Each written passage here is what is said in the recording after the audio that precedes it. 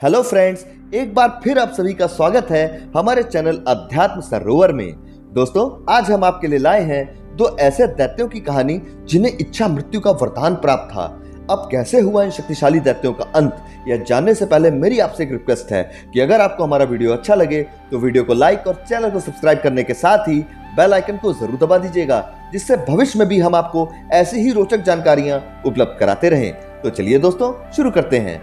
जब धरती पर जल की अधिकता थी, सब ओर जल ही जल था और भगवान विष्णु शेषनाग की शैया पर सोए हुए थे, तब उनके कान के मैल से मधु और कैटभ नाम के दो महापराक्रमी दानव उत्पन्न हुए।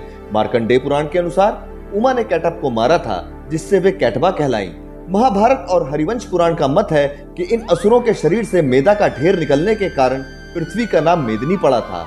पद्म पुराण के अनुसार देवासुर संग्राम में ये हिरण्याक्ष की ओर से लड़े थे। मधु और कैटभ दोनों भाइयों ने देवी भगवती महाशक्ति की कठिन तपस्या की। उनकी तपस्या से प्रसन्न होकर जब देवी प्रकट हुई तो उन्होंने पूछा कि क्या वरदान चाहते हो। इस पर दोनों ने कहा कि हे देवी, आप हमें इच्छा मृत्यु का वरदान देने की कृपा करो। देवी महाशक्ति ने कहा, दैत्यों, मेरी कृपा से इच्छा करने पर ही मौत तुम्हें मार सकेगी। देवता और दानव कोई भी तुम दोनों भाइयों को पराजित नहीं कर सकेंगे। देवी के वर देने पर मधु और कैटभ को अत्यंत अभिमान हो गया और वो देवी और देवताओं सहित अन्य प्राणियों पर भी अत्याचार करने लगे। एक दिन अचानक उनकी नजर प्रजापति ब्रह्मा जी पर पड़ गई। ब्रह्मा जी कमल के आसन पर विराजमान थे। उन दैत्यों ने ब्रह्मा जी से कहा, सुव्रत, तुम हमारे साथ युद्ध करो। यदि नहीं लड़ना चाहते हो तो इसी क्षण यहाँ से चले जाओ, क्योंकि यदि तुम्हारे अंदर शक्ति नहीं है तो इस उत्तम आसन पर बैठने का तुम्हें कोई अधिकार नहीं है। मधु और कैटभ की बात सुनकर ब्रह्मा जी चिंतित हो गए और वहां से पलायन कर भगवान विष्णु की शरण में चले गए। उस समय श्री हरि विष्णु योग निद्रा में निमग्न थे। तब ब्रह्मा जी ने भगवती योग निद्रा की स्तुति करते हुए कहा, हे भगवती, मैं मधु और कैटभ से भयभीत होकर तुम्हारी शरण में आया हूँ। तुम संपूर्ण जगत की माता हो।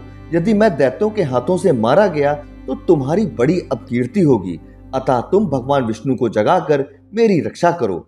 ब्रह्मा जी की प्रार्थना सुनकर भगवती भगवान विष्णु के नेत्र, मुख, नासिका, बाहु और हृदय से निकलकर आकाश में स्थित हो गईं और भगवान विष्णु उठकर बैठ गए। तब भगवान विष्णु ने मधु और कैटभ से घोर युद्ध किया, लेकिन वे किसी भी तरह से उन्हें परास्त करने में असफल रहे। फिर विचार करने पर भगवान को ज्ञात हुआ कि इन दोनों दैत्यों को भगवती ने इच्छा मृत्यु का वरदान दे रखा है। भगवती की कृपा के बिना इनको मारना असंभव है। इतने में ही भगवान विष्णु को भगवती योग निद्रा के दर्शन हुए। भगवान ने रहस्यपूर्ण शब्दों में भगवती की स्तुति की।